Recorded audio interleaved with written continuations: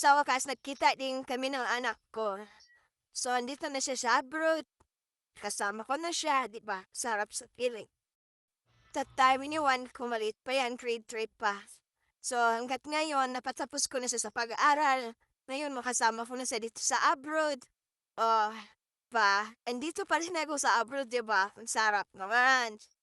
It's okay lang. So, yan. Nag-Dunkin' Donut kami. First meet namin sa Dunkin' Donut lang kasi that time nagmamadali ako kasi pagdating ko, pag-uwi ko, galing dyan, naalis kami agad na mama pupunta ng resort.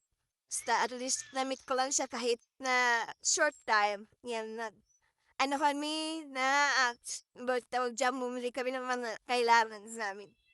Ba?